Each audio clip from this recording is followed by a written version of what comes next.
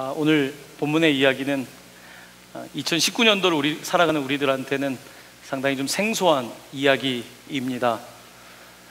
부활을 믿지 않는 사두개인들이 와서 하나의 케이스를 말하면서 이런 케이스도 있는데 과연 부활이라는 게 실제로 있습니까? 라고 하는 질문을 던지는 이야기인데요. 여러분, 오늘 보신 것처럼 이야기는 아주 단순합니다. 율법에 의하면, 그러니까 모세 오경에 의하면, 신명기에 기록된 것에 의하면 만약에 형이 결혼을 했는데 후사가 없이 죽게 되면 둘째 동생이 형수를 취해서 후사를 이어주는 것이 율법에 기록된 건데, 그래서 그 대가 끊어지지 않도록 하는 건데, 자, 오늘 본문에 의하면 셋째, 넷째, 그리고 일곱째 막내까지 모두 아이를 낳아보려고 했지만 아이가 없이 죽었다는 겁니다. 그리고 그 여자도 죽었는데, 자, 부활을 했다고 한다면, 부활이 있다고 가정한다면 과연 이 여자는 누구의 아내입니까? 라는 질문입니다. 별로 우리는 관심도 없는 이야기죠. 저도 오늘 본문이 너무 생소해서 이 본문을 어떻게 이해해야 되나 생각하면서 제가 이 형제 중에 한 명이었으면 어떨까 하는 생각을 해봤어요. 넷째 동생이면 어떨까 생각해봤더니 굉장히 두렵더라고요. 나도 혹시 그러지 않을까.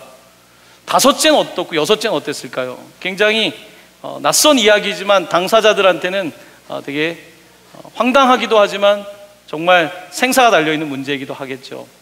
자, 오늘 이 이야기는 뭐 그런 내용인데, 사두개인들은 부활이 없다고 주장했는데 사두개인들이 왜 이런 질문을 했을까? 사두개인은 어떤 사람일까에 대해서 우리가 먼저 함께 좀 살펴볼 필요가 있습니다. 사두개인은 다윗 시대의 제사장 사독의 이름을 딴 데서 비롯된 이름입니다. 그래서 사두개인이 되는 거예요. 그들의 조상은 모세의 형인 아론입니다. 아론은 어떤 일을 했죠? 제사장입니다. 그래서 사두개인은 제사 지내는 일을 하는 제사장들의 가문인 거예요. 그 일을 감당하는 사람들이 사두개인들인 것입니다. 이 사두개인들은 당시의 권력층이었습니다. 그 배경은 이렇습니다. 이스라엘은 하나의 통일 왕조였습니다. 그런데 솔로몬 이후에 그 왕국이 남북으로 나누어지게 되고, 우리가 열왕기 상하에서 읽는 것처럼 수많은 왕들의 이야기가 적혀 있는데, 이 두 왕국이 다른 나라에 의해서 멸망하게 되고 속국이 됩니다. 그 이후에는 왕이 없는 거예요. 열왕기의 이야기가 끝나고 나서 왕이 없는데, 왕이 없는 시대에 그러면 이스라엘은 누가 다스려야 됐을까?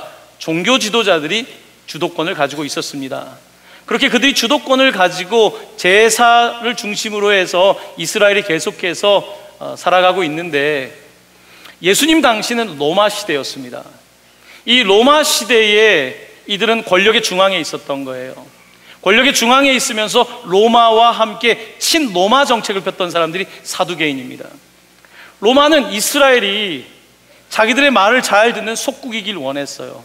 그래서 유대인이 아닌 비유대인인 왕 한 명을 그냥 바지사장처럼 세웠어요. 그 사람이 바로 헤롯입니다.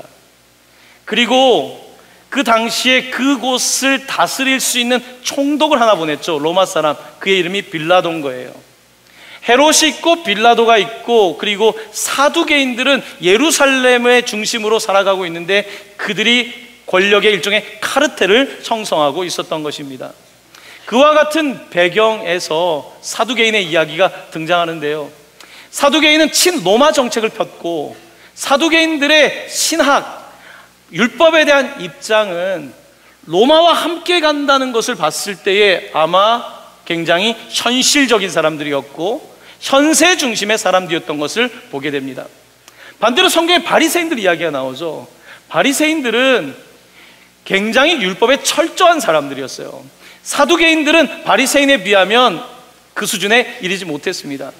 바리새인들은 로마보다는 율법 중심으로 해서 계속해서 사람들을 변화시키길 원했던 게 바리새인이었어요. 자, 이런 사두개인들이 이제 오늘 본문에 등장하는데, 자, 본문의 이야기는 당시 예수님께서 이제 십자가를 지시려고 예루살렘에 갔을 때 이야기인 거예요. 왜 오늘 이런 논쟁이 벌어졌는가? 예수님이 금요일 날 돌아가셨잖아요. 월요일에 예수님께서 예루살렘 성전에 들어가셨습니다. 예루살렘 성전에 들어갔더니 예수님께서 당시에 희생 제사를 드려야 되는데 소도 팔고 양도 팔고 비둘기도 팔잖아요. 그런데 이것을 파는 사람들은 다 사두개파 사람들이거든요. 이 사람들이 더 비싸게 팔아서 돈을 챙기는 거예요. 뿐만 아니라 성전에서는 세금을 내야 되는데 로마 황제 얼굴이 있으면 우상 숭배하는 것이 되기 때문에 성전에서는 로마 동전을 쓸 수가 없거든요. 그래서 또 동전을 바꿔야 돼, 환전을 해야 됐던 거예요. 그래서 환전상들이 있었던 거예요. 이들은 전부 다 사두개파에 관련된 사람들인 거예요. 이 사람들이 부당한 이익을 얻고 있어요. 예수님께서 화가 나셨어요. 그래서 채찍을 가지고 그 사람들을 뭐라고 하셨고, 또한 막 상도 엎으시고, 이런 일이 벌어지고 난 거예요. 예수님께서 예루살렘에 오셔서 사두개인들이 다스리는 관할 지역에 와서 지금 성전에서 무리를 일으키고 있는 거예요. 자, 그러다 보니까 사두개인들이 예수님이 갈릴리에서 활동할 때는 그 정도까지는 아니었는데 이제 예루살렘까지 온 거예요. 자, 그런데 국민들의 반응이 예수님이 그렇게 하니까 저 이상한 짓을 한다고 하는 게 아니라 사람들이 내심 좋아하는 거예요. 그러다 보니까 예수님의 인기가 더 높아지고 사두개인들이 위협을 느꼈던 것입니다. 자, 이런 상황에서 예수님에게서 책을 잡고 싶었던 거예요. 그래서 예수님은 부활을 믿는다는 것을 알고 예수님이 율법적으로 하자가 있다는 것을 증명하기 위해서 오늘 만들어낸 이야기를 하고 있는 것입니다. 자, 이 이야기에서 이들은 부활이 없다, 부활이 없고 현세 중심으로 잘 살면 된다, 로마와 적당하게 살고 율법에 기록된 대로 그 정도 수준에 사면 된다, 사두개인들은 그렇게 생각했던 거예요. 자, 그래서 그들은 예수님께 이런 어려운 질문을 던지는데, 자, 예수님은 부활에 대해서 뭐라고 생각하셨을까요? 자, 이제 본문 속으로 좀 들어가 보고자 합니다. 여러분, 34절부터 36절까지인데요. 자, 읽으시면서 예수님은 부활을 어떻게 바라보고 계신지 한번 같이 읽어보겠습니다. 시작. 예수께서 이르시되 이 세상의 자녀들은 장가도 가고 시집도 가되 저 세상과 및 죽은 자 가운데서 부활함을 얻기에 합당히 여김을 받은 자들은 장가가고 시집가는 일이 없으며 그들은 다시 죽을 수도 없나니 이는 천사와 동등이요 부활의 자녀로서 하나님의 자녀임이라. 예수님은 부활이 있다고 믿으신 거예요. 그렇죠? 그런데 부활 이후는 우리가 이 세상 살 때와 달라서 그런 식의 결혼 제도가 없다는 거예요. 그런 식의 결혼 제도가 없고 그런 식의 부부 관계가 없다는 거예요. 그러니까 여러분 너무 걱정하지 마세요. 또 그 사람 만날까 봐 너무 막 그렇게 막 고통스러워할 필요는 없으세요. 예수님은 우리가 살아가는 세상의 방식과는 전혀 다른 방식의 삶이 있다고 말씀하시며 천사와 동등이라는 표현을 사용하셨고 부활의 자녀로서 새로운 육체를 가지고 살아가는 것을 말씀하고 있는 것입니다. 자, 그렇게 예수님께서는 그러니까 부활은 있는 것이다라고 말씀하셨고, 아까 사두개인이 율법으로 질문을 했거든요. 유대인들은 율법으로 질문하면 율법으로 답을 해야 되는 거예요. 법적인 근거가 없이 말하는 것은 자기 생각에 지나지 않는 거예요. 분명히 사두개인들은 율법에 의해서 이런 케이스에서 어떻게 부활을 증명할 수 있느냐 했는데, 그러면 예수님은 율법으로 답변해야 되는데 바로 37절에 출애굽기를 인용하면서 예수님이 답변을 하고 있는 장면입니다. 우리 37절 말씀을 함께 봉독하겠습니다. 시작. 죽은 자가 살아난다는 것은 모세도 가시나무 떨기에 관한 글에서 주를 아브라함의 하나님이요 이삭의 하나님이요 야곱의 하나님이시라 칭하였나니.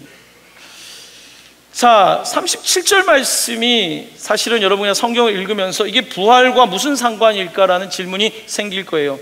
부활했다는 말인데 왜 이런 말씀을 인용하셨을까? 자, 이 배경을 조금 이해할 필요가 있을 것 같습니다. 이스라엘 백성들이 애굽에서 종살이를 할 때 하나님께서는 모세를 만나셨죠. 떨기나무 불꽃 가운데서 만나시면서 그때 하나님께서 뭐라고 하셨냐면 나는 아브라함의 하나님, 이삭의 하나님, 야곱의 하나님이다라고 말씀하셨어요. 자, 오늘 이 구절은 하나님께서 그 떨기나무 가운데 말씀하신 구절은 과거형 시제가 아니었어요. 현재 시제를 사용하고 있어요. 무슨 말씀이냐면, 하나님께서 그 당시에 히브리 노예로 살아가는 이스라엘 백성들을 보시면서 그들은 과거에 살고 있었거든요. 옛날 우리 아브라함 때 그랬더라더라. 약속의 땅을 주신다고 했다더라. 우리에게 준다고 했는데 현실은 그렇지 않았거든요. 그런데 하나님께서 모세에게 나타나셔서 나는 아브라함의 하나님이었다가 아니라 나는 아브라함의 하나님이다. 나는 너희들이 옛날 이삭의 하나님이라고 하는데 그게 아니라 현재 이삭의 하나님이다. 우리 옛날 야곱을 얘기하는데 그 야곱이 아니라 현재 야곱의 하나님이다는 말씀을 하는 거예요. 왜 이 말씀이 중요한가 하면, 하나님은 지금 현재, 아브라함이 죽은 사람이 아닌 거예요. 아브라함의 현재 하나님인 거예요. 죽은 아브라함이 아니라 현재 죽었지만 부활 이야기를 하고 있잖아요. 아브라함은 여전히 살아있는 거예요. 이삭도 살아있고 야곱도 살아있는 거예요. 그래서 하나님께서는 그렇게 말씀하시는 겁니다. 자, 오늘 본문에 등장하고 있지 않지만 모세는 그 이야기를 듣고 나서 하나님께 묻습니다. 하나님은 일반 명사잖아요. 하나님, 그런데 당신의 고유명사 이름이 뭡니까? 라고 물을 때 하나님께서 자기의 이름을 계시해 주시죠. 하나님의 이름이 뭡니까? 여호와. 여호와라고 하는 이름의 뜻은 나는 스스로 존재한다, 나는 스스로 있다는 뜻이에요. 영어 성경에서는 I am, 나는 땡땡이다, 그 다음에 누군지가 나오잖아요. Who I am. 그걸 번역하면 나는 I am이다, 이런 뜻이에요. 하나님의 이름, 여호와란 이름의 뜻은 나는 I am이다, 나는 존재한다, 이런 뜻이에요. 자, 그런데 이 이름은 참 우리의 시제라고 하는 것이 우리 인간에 의한 것이 과거, 현재, 미래형 아닙니까? 근데 하나님께는 과거, 현재, 미래형이 있을까요? 이 단어는 I am who I am이라고 하는 것은 또 다르게 얘기하면, 우리식으로 얘기하면 하나님은 또 I was도 되는 거예요. 나는 과거에도 있었고 지금 I am, 현재도 있고 I will be, 나는 미래에도 있을 거고, 이 모든 시제는 하나님에게는 같은 거예요. 하나님은 계속해서 있는 분이에요. 계속해서 있는 하나님은 아브라함이 죽었다고 해서 아브라함과 끝난 게 아니에요. 아브라함과 여전히 약속을 기억하고 계시고 약속을 지켜가고 있는 분이에요. 자, 오늘 예수님께서는 바로 이 모세의 이야기를 인용하면서 왜 하나님께서 아브라함의 하나님이었다라고 하지 않고 하나님께서 아브라함의 하나님이다라고 하실까? 하나님은 도대체 어떤 분이실까라고 말하며 부활에 대한 논쟁에 대해서 새로운 관점을 제공하고 있습니다. 자, 오늘 사두개인들은 부활에 대해 얘기하면서 지금 무덤을 파는 거예요. 과거에 무덤을 파서 첫째도 죽었고 둘째도 죽었고 7번째까지 죽었고 여자도 죽었는데 부활 이후에 어떻게 됩니까? 과거 지향적인 사고인 거죠. 인간의 사고는 거기밖에 안 되는 거예요. 그런데 하나님은 누구시냐면 과거 무덤을 파는 게 아니라 하나님은 현재 살아계신다는 거예요. 현재 아브라함과 살아계시고 현재 살아계신 하나님이 더 강조되고 있는 것입니다. 히브리 노예들은 현재가 없었어요. 과거만 생각했어요. 아브라함 생각했는데 하나님께서는 바로 그 현재의 하나님이시라는 것을 강조하고 있고, 자, 그러므로 부활이라고 하는 것이 당연히 존재하는 거죠. 아브라함은 죽었지만 하나님은 여전히 아브라함을 상대하고 있는 것이거든요. 자, 그러면서 오늘 본문 가운데 가장 중요한 구절인 38절에서 부활의 논쟁에서 하나님이 누구신지에 대한 주제로 옮겨가고 있습니다. 우리 38절 말씀을 함께 읽어볼게요. 시작. 하나님은 죽은 자의 하나님이 아니요 살아있는 자의 하나님이시라. 하나님에게는 모든 사람이 살았느니라 하시니. 하나님은 죽은 자의 하나님이 아니에요. 우리는 역사라고 말하면서 아브라함, 이삭, 야곱을 말하는데 하나님은 살아있는 자. 아브라함, 이삭, 야곱은 지금 살아있습니다. 하나님에겐 살아있어요. 그리고 하나님은 살아있는 자의, 모든 살아있는 자의 하나님이라고 말씀하고 계십니다. 살아있다라는 단어가 여러분 굉장히 어려울 거예요. 여러분, 우리가 지금 살아있잖아요. 근데 도대체 살아있다는 건 어떤 의미일까? 저도 설교를 준비하면서 갑자기 고민이 많이 되는 거예요. 살아있다는 게 뭐지? 나도 지금 살아있는데 살아있는 게 뭐지? 예수님께서 자꾸 살아있다는 말씀하는데 예수님께 살아있는 게 뭐지? 그 궁금증이 저에게 살아있다라고 하는 단어가 들어가 있는 복음서를 다시 읽게 하셨어요. 마태, 마가, 누가, 요한복음을 다시 읽으면서 예수님에게는 산다는 게 무엇일까에 대해서 다시 조금 보고 싶었어요. 그래서 성경을 찾다 보니까 아주 중요한 몇 가지 교훈을 얻게 됐습니다. 첫 번째입니다. 예수님께서 공생애를 시작하시죠. 사람들에게 나타나셔 사역을 하기 시작할 때 첫 번째 있었던 사건은 그가 성령에 이끌려 사단에게 시험을 받습니다. 그 사단의 시험은 40일 동안 금식하고 나서 왔습니다. 예수님의 사역의 시작은 사느냐 죽느냐였던 거예요. 40일 금식하신 주님께서는 사느냐 죽느냐 40일 이후니까 그때 있을 때에 사단은 예수님께 와서 이렇게 살라고 합니다. 어떻게 사냐면 이 돌덩어리로 떡덩이를 만들어서 살라고 말씀하세요. 그렇게 사는 거야 라고 사단이 말할 때에 예수님은 산다는 단어에 대해서 전혀 다르게 가르쳐주고 있습니다. 화면에 있는 이 말씀을 마태복음 4장 4절입니다. 함께 봉독합니다. 기록되었으되 사람이 떡으로만 살 것이 아니요 하나님의 입으로 나오는 모든 말씀으로 살 것이라. 아멘. 산다는 단어가 나오죠. 사단은 어떻게 살라고요? 떡으로만 살 수 있다라고 이야기하는데 우리 주님께서는 하나님의 말씀으로 사는 거다. 삶과 죽음의 문제 가운데 있을 때에 예수님에게 산다는 것은 떡의 문제가 아니라 하나님 말씀대로 사는 게 진짜 사는 거다. 예수님은 그 사단의 시험을 받고 그 공생애를 살아가면서 계속해서 예수님에게 산다는 것은 예수님도 먹어야 되잖아요. 입어야 되잖아요. 자야 되잖아요. 하지만 예수님에게 산다는 의미는 끊임없이 말씀대로 사는 거였어요. 끊임없이 그냥 말씀대로, 사람들이 말씀대로 살아가지 않지만 나는 말씀대로 살아가야 된다. 바로 이것이 예수님에게 산다는 의미였습니다. 제자들은 예수님이 사는 것을 봤어요. 예수님 사시는 걸 보니까 여러분 가까이 있는 사람들이 사는 걸 보잖아요. 제자들은 예수님이 살아가는 모습을 보면서 뭐라고 했을까요? 예수님께서 하루는 제자들에게 묻습니다. 사람들이 나에 대해서 뭐라고 하니? 너희들은 내가 누구라고 생각하니? 그때 베드로가 했던 여러분 유명한 고백 알고 계시죠? 화면에 우리 같이 읽어볼까요? 시작. 주는 그리스도시요 살아계신 하나님의 아들이시니이다. 아멘. 저는 오늘 여러분에게 살아계신을 강조하고 있는 거예요. 지금 우리 주님은 그리스도고 하나님의 아들일 뿐만 아니라 살아계신, 지금 베드로와 제자들은 살아계신 하나님을 경험하고 있는 거예요. 죽은 아브라함과 이삭과 야곱의 이야기가 아니라 7 형제가 죽었는데 그 죽은 이야기를 다시 꺼내는 게 아니라 살아있는 이야기, 살아있는 하나님에 관한 이야기를 하고 있고 바로 그 삶을 살아가고 있는 살아계신 하나님의 아들이란 고백을 하고 있는 것입니다. 여러분, 우리는 살아가면서 정말 산다는 게 뭔지 잘 모를 때가 많이 있습니다. 제자들도 아마 그랬을 것입니다. 어느 날 한 율법학자가 예수님을 찾아왔습니다. 율법학자는 저 정도의 성경 지식이 아니라 성경을 샅샅이 아는 율법학자예요. 그가 찾아와서 예수님께 묻습니다.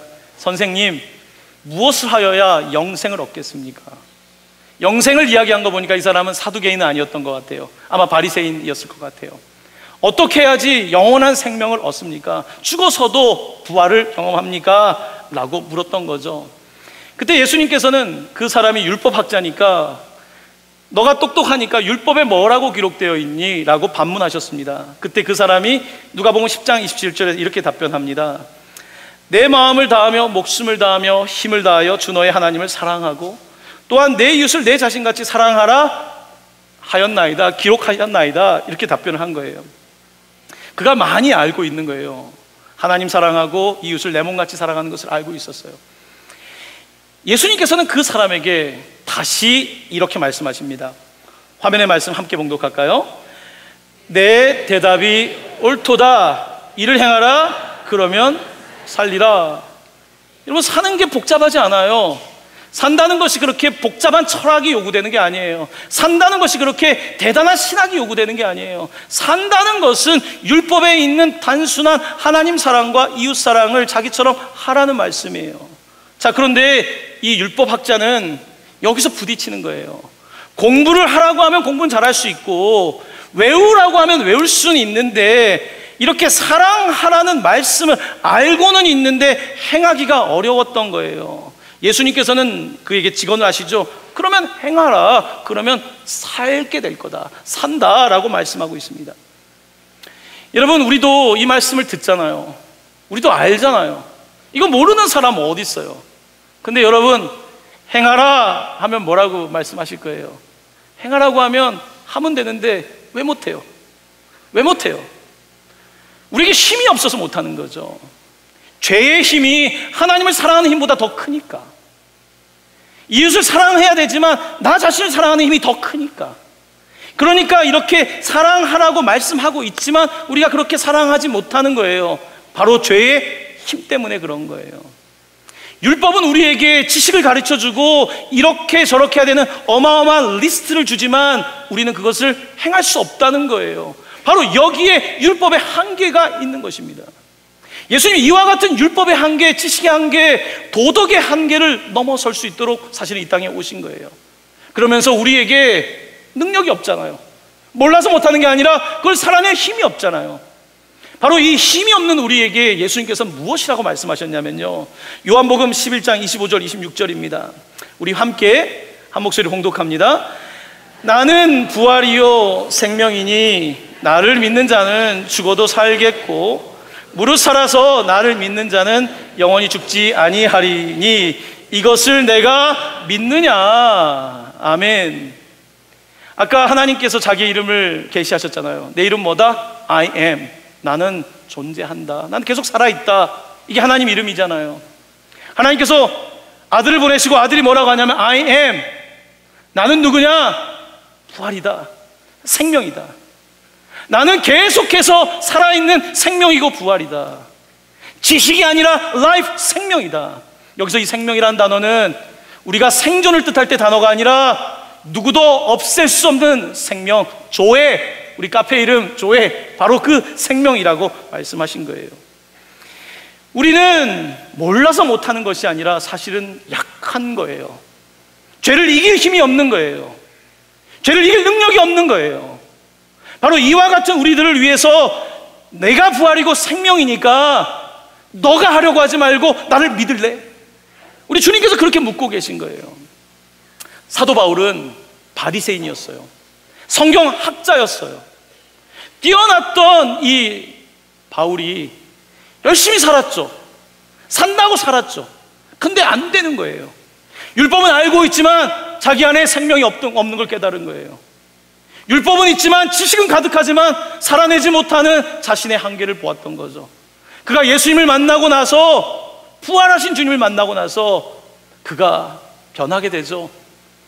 그러면서 그는 이 살았다는 단어를 너무나 아름답고 명확하게 묘사하고 있는데요, 갈라디아서 2장 20절입니다. 자, 이 본문을 읽을 때 산다는 단어를 여러분 집중해서 읽으시면 될 것 같습니다. 함께 봉독합니다. 내가 그리스도와 함께 십자가에 못 박혔나니 그런즉 이제는 내가 사는 것이 아니요 오직 내 안에 그리스도께서 사시는 것이라. 이제 내가 육체 가운데 사는 것은 나를 사랑하사 나를 위하여 자기를 버리신 하나님의 아들을 믿는 믿음 안에서 사는 것이라. 아멘. 지금 바울은 산다는 것을 전혀 다르게 경험하고 있는 거예요. 지금까지는 내가 살았지만 이제는 내 안에 그리스도께서 사시는 겁니다. 내가 살면 율법으로 하지 말아야지 하지만 여전히 하고 있고, 내가 도덕적으로 하지 말아야지 하지만 여전히 그렇게 살고 있지만 내 안에 그리스도께서 사실 때에, 내가 나를 위하여 죽으신 바로 그리스도 안에서 살아갈 때에 나는 바로 그 믿음 안에서 살게 되는 겁니다. 바울은 고백하고 있는 것입니다. 예수님에게 산다는 의미는 바로 그런 거였어요. 우리가 살아가는 것처럼, 물론 사람이니까, 예수님도 사람으로 오셨으니까 떡의 문제, 잠의 문제, 관계의 문제, 건강의 문제, 수많은 문제들이 있지만 예수님은 그와 같은 것 때문에 그가 살아가는 삶을 놓치지 않았던 거예요. 몸이 아파도, 배가 고파도, 문제가 있어도 하나님의 말씀대로 살아가려고 했던 그의 삶, 바로 그 능력, 그 부활의 능력이 내 안에 있을 때에 나도 그렇게 살아가게 된다는 것입니다. 여러분 안에 그리스도께서 사시기를 간절히 축원합니다. 예수 그리스도께서 사실 때에 비로소 우리는 사는 것이죠. 오늘 누가복음은 예수님이 십자가에 매달리기 약 2, 3일 전의 사건이에요. 예수님 죽기 전에 사두개인들이 찾아온 거예요. 예수님 얼마나 답답하셨겠어요. 와서 자기들은 똑똑하다고 와서 이런 케이스 하나를 가지고 와서 아이고 이런 데도 부활이 있습니까? 예수님은 이제 며칠 후면 십자가에 매달리세요. 예수님은 또 한 번 선택을 하셔야 됐어요. 아까 사단에게 시험을 받았던 것처럼 또 사느냐 죽느냐의 기로에 또 서 계세요. 시작이 그랬다면 그의 마침도 마찬가지였어요. 그의 마지막도 삶과 죽음 앞에 있습니다. 그는 여전히 질문했습니다. 무엇이 사는 건가? 무엇이 사는 건가 질문했던 거예요. 예수님은 죽음을 선택했어요. 예수님에게 죽음은 죽는 게 아니라 사는 것이었기 때문에 그랬던 거예요. 예수님께서 십자가에 달려 돌아가셨을 때에 아마 사두개인들은 이렇게 생각했을 겁니다. 참 어리석은 사람이다. 사두개인은 현실주의자라 그랬잖아요. 아니 현실적으로 판단했으면 살 수 있었을 텐데, 아니 무슨 내세까지 생각하고 살아, 현세 중심으로 생각했으면 될 텐데. 사두개인들은 예수의 죽음에 대해서 비웃었을 거예요. 많은 사람들은 예수의 죽음에 대해서 그 삶이 헛된 삶이었을 거라고 말했을 거예요. 그런데 누가복음은 우리에게 그 예수의 선택에 관하여 그 다음 이야기를 계속해서 들려주고 있습니다. 예수께서는 분명히 죽으셨습니다. 하지만 예수께서 죽고 나서 3일 후에 몇 명의 예수님을 잊지 못하는 여인들이 오늘 바로 주일 새벽에 그 무덤을 찾아가게 됩니다. 무덤을 찾아가게 되었을 때에 놀라운 광경을 보게 되죠. 무덤을 막고 있던 돌이 굴러졌고 예수님의 장례를 치렀던 세마포는 그대로 포개져 있고 그의 몸은 찾을 수 없었던 거죠.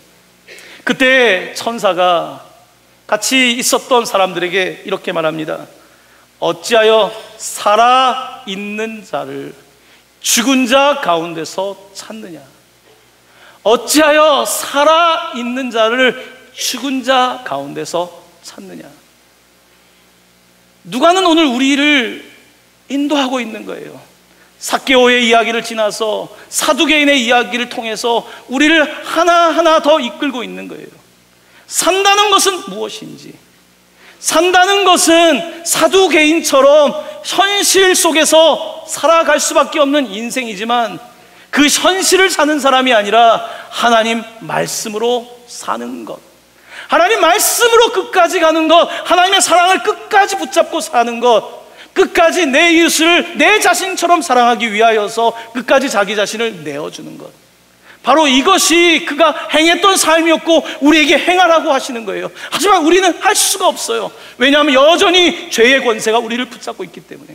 하지만 그리스도께서 내 안에 사신다면 그 그리스도께서 그렇게 사시는 거예요. 그러므로 환난과 핍박과 사방의 우겨쌈을 당할지라도 살 수 있는 거예요. 사도 바울은 감옥에서 오히려 내가 살았다 그래요.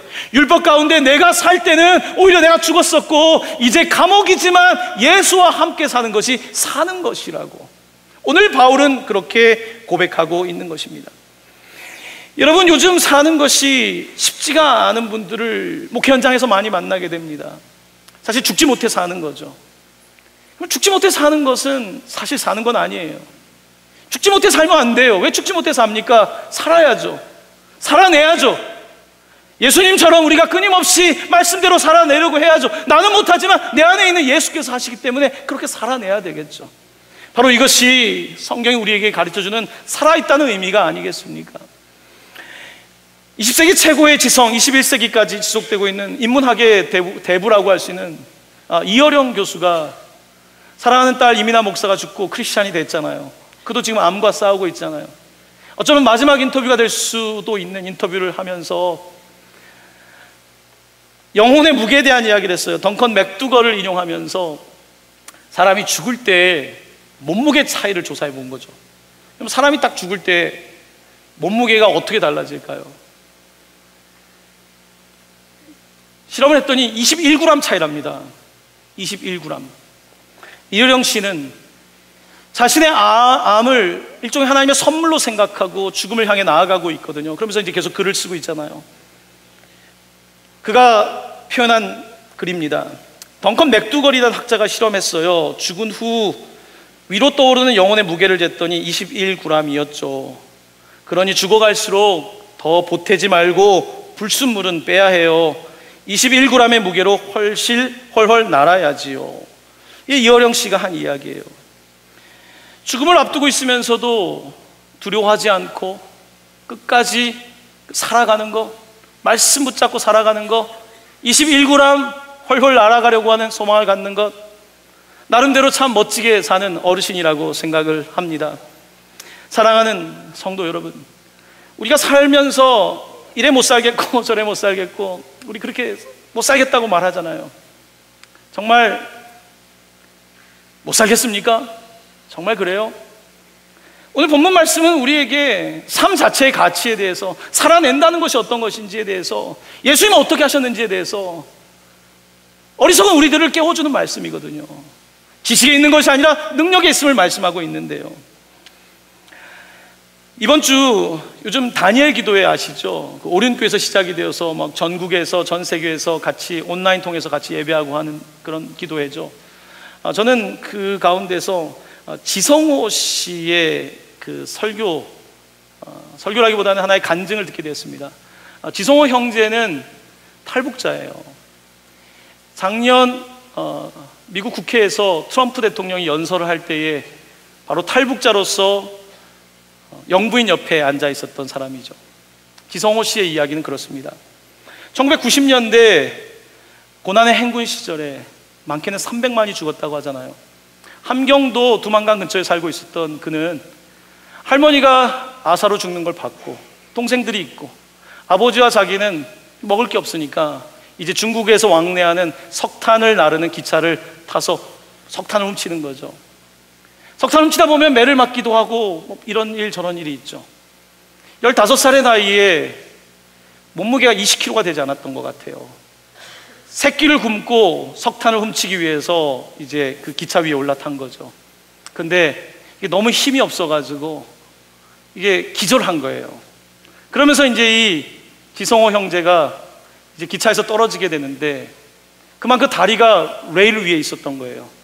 기차가 지나가고 또 지나가고 그는 기절했던 거죠.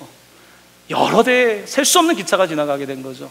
다리 잃었고 또 한쪽 손을 잃게 되고 그런 상황 속에서 그가 죽지 않았던 거예요. 살아 있었던 거예요. 그가 병원으로 후송되고 이제 부모님은 수술을 해달라 그러는데 당시에 어려웠던 북한 실정에서 이런 꽃제비들은 이와 같은 뭐 거지 새끼는 살릴 필요가 없다 뭐 이렇게 말하는 거죠. 그렇지만 어머니가 제발 수술 한 번만 해달라고. 수술대에 올라갔는데 당연히 마취제가 없죠.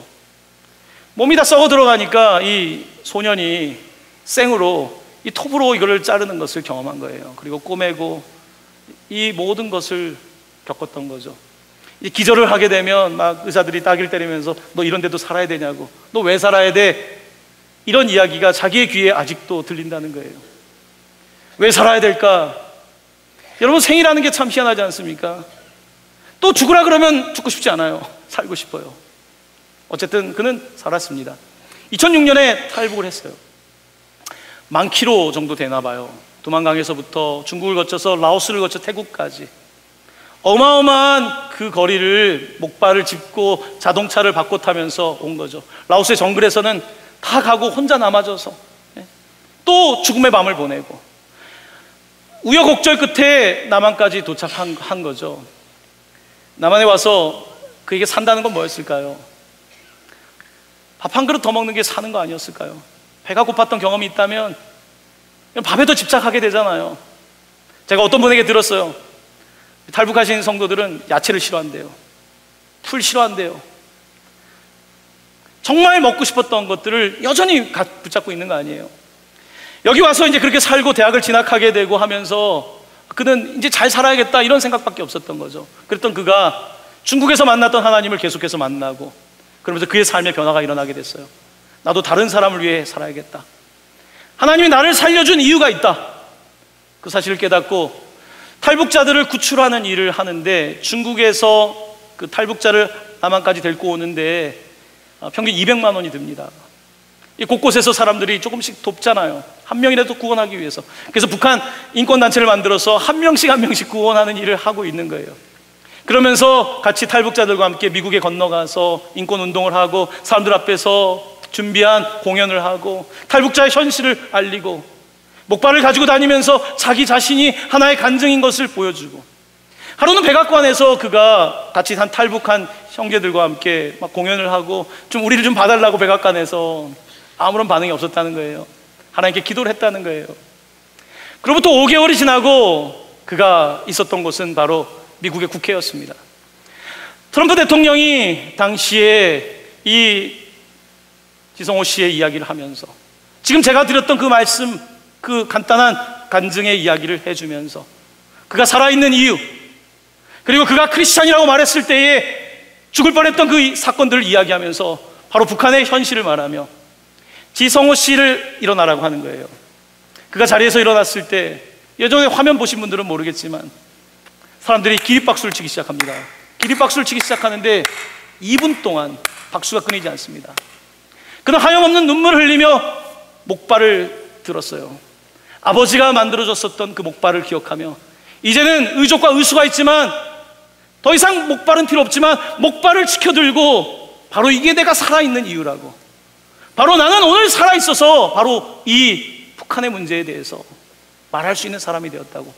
그가 이제 다니엘 기도회에서 사람들에게 자기의 간증을 하면서 한 명이라도 더 살려야 된다고, 25만 명의 중국에 있는 사람들을 건져내야 된다고, 이념을 떠나서 우리의 현실을 떠나서 구해야 된다고 그가 목청껏 이야기하는데 저도 혼자서 예배하면서 많이 울었습니다. 산다는 것은 어떤 사람에게는 어떤 의미일까요? 지성호 씨 같은 삶을 사는 지체도 있죠. 우리 교회 안에도 탈북해서 함께하는 지체들이 있습니다. 지난주에도 어떤 지체가 죽고 싶어서 삶을 포기하고 싶었지만 살아난 지체도 있습니다. 오늘 우리는 산다는 의미에 대해서 예수님의 삶을 보지 않으면 살 수가 없어요.